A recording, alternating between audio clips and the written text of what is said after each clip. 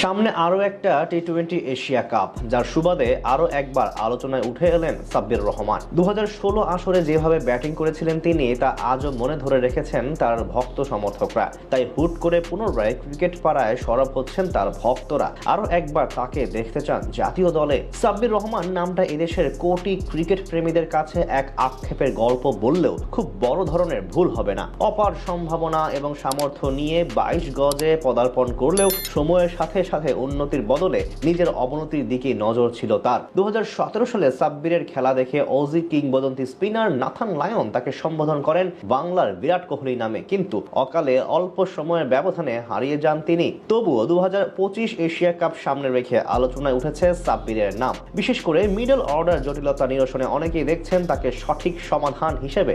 সবশেষ 2 সিরিজের দাপটে জয় পেলেও টাইগারদের 5 নম্বর পজিশন নিয়ে সমস্যা ছিল স্পষ্ট।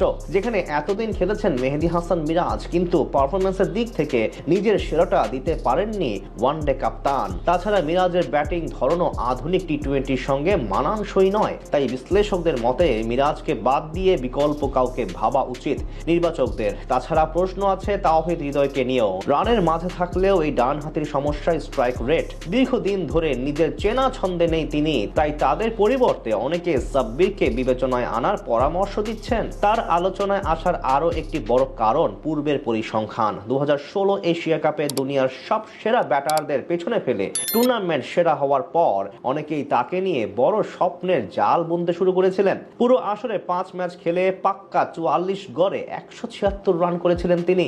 সেই সিজনে সাব্বির পেছনে ফেলেছিলেন তিলকরত্নে দীপসান, বিরাট কোহলি, রোহিত শর্মা, শিখর ধাওয়ান এবং মোহাম্মদ হাফিজদের মতো বিশ্বমানের ক্রিকেটারদের।